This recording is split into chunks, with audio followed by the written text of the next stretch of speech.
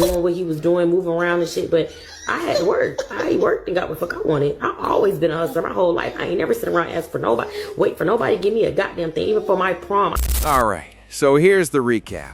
I previously covered the Capaholics getting exposed for having a 16-year-old at one of their parties. Now, their defense? They're saying the girl showed a fake ID and lied about her age. But hold up. People actually found her dad's Instagram where he was wishing her a happy 16th birthday on December 1st. That was only about 3 months ago. So yes, she literally just turned 16. The Capaholics are sticking to their story that she misrepresented herself, but here's the twist. She's now speaking out and claiming she never gave anyone a fake ID. My name is Issa, and today I'm going to be addressing the Capaholic situation that a lot of you guys may have seen circulating around the internet. I just want to begin by apologizing to the Capaholics. I'm sorry that I lied about my age to get into your party. That's not cool, and I see that now. Nobody involved in Capaholics was aware of my real age, so they don't deserve any hate or any negativity. It was on me. I went to the party that was 15 minutes away from my house, and I was home by 10:30 p.m. I want to just say that I do not have a fake ID, and I did not show nobody no fake ID. So, yeah. This is gonna be my last time addressing this situation. I ask that you guys please leave me and especially my family alone. Yeah, this is a lesson learned, and I know to never do anything like this again. Thank you. All right, here's what's going on. Some folks were scratching their heads, asking how this girl even got into the party if she didn't have a fake ID. One person said she didn't have a fake ID, but you still had to show one to get in. Another asked straight up, wait, so how'd you get in?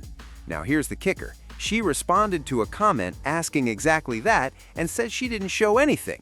So someone's not being honest here. The Capaholics and security are insisting you must show ID to get in, but she's saying she showed nada. Switching gears, Laina and King just dropped a move-in vlog showing them relocating from their condo to a new one. And of course, the comment section is buzzing. People are saying Laina looks pregnant. One person wrote, I think Laina might be pregnant. That's why she didn't help carry anything. King cares and won't let her overdo it if she's preggo. Another comment said, congrats on baby number 3 for you and 4 for King. I'm not the smartest, but I know the pregnancy face when I see it. And well, that's a wrap, Laina. Take it easy. Then you've got the haters like, Laina, why are you pregnant again? Y'all can't even handle the 2 you already have, and King isn't even taking care of his son, Kaiser. Make it make sense. Meanwhile, Daysha and Quick are blowing up for a clip from their couples therapy podcast. Daysha shared a story of Quick sneaking out in the middle of the night, claiming he was headed to the studio or something. People in the comments, not buying it. They're skeptical, and it's creating a whole wave of discussion. I looked over there, I ain't see nobody. I said, can we call this nigga for kid? He's gonna be back, it's gonna be quick. It's gonna be quick. It was. I left at 11, I came back at 2. He always says it's gonna be quick. Quick turned into long. So I was like, is it quicker or it's gonna be long? No, as a matter of fact, I left at 12.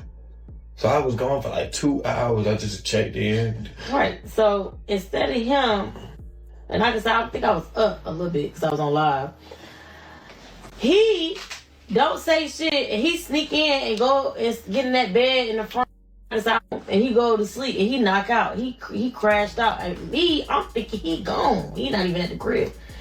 Did it make the timing thing where you think you get better with trying to ping pong? You know what? Each other's schedule.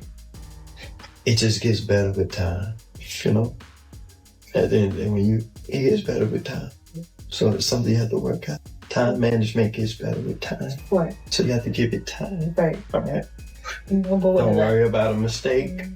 Things happen, but we get better with time. But what do you have to do with the mistake? Communicate the mistake and acknowledge the mistake and grow from the mistake. You can't keep making the same mistake and expect me to continue to accept the mistake and compromise with the mistake if you're not addressing the mistake and correcting the mistake. So when you have your little hiccups, you gotta correct them and try to.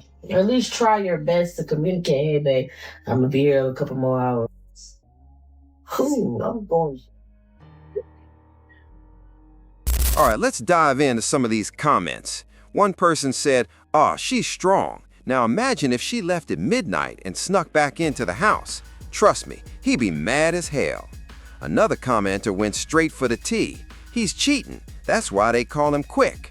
Someone else just said, "Embarrassing." And then you got people throwing shade like, "Man, no way. He went to go see somebody, honey." Another simply typed, "What?" in Mama Taylor's voice. And there's the classic, double life. She cannot be serious right now.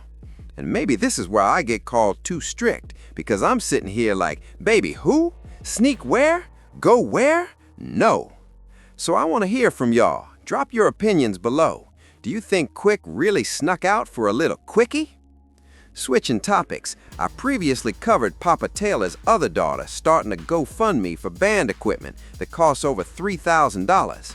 People were shading her, asking why she couldn't just ask her dad for the money. One person commented, "What the hell? Papa Taylor ain't doing ish, bro. We never had to see the other kids putting up no GoFundMe money." Taylor, Papa Taylor's other daughter, fired back with her response, saying something about that. Now, Daysha is speaking out because she didn't appreciate her sister claiming Papa Taylor helps the other children, but not her.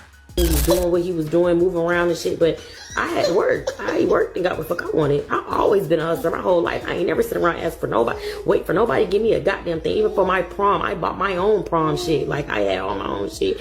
I always had my own shit. Like, I never sat around waiting for the next man to give me a handle. I always got to the bag. That's why I am who I am. And that's why I am where I am, because I don't wait for people. If daddy can't get it, guess what? I'm not going to make no excuses and try to, you know what I'm saying, do the most. I'm going to figure out how to get it. You talking shit on the net ain't going to make him give it to you no more. If it make you get it, not a goddamn thing.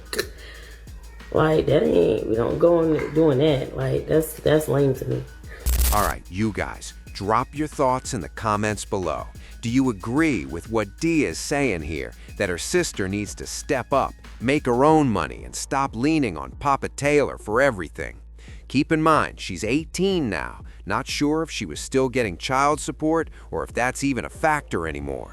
From what it looks like, Papa Taylor is still involved in her life and probably helps when he can. But again, this is where you come in. Leave your opinions on this situation and anything else from this video down in the comments below.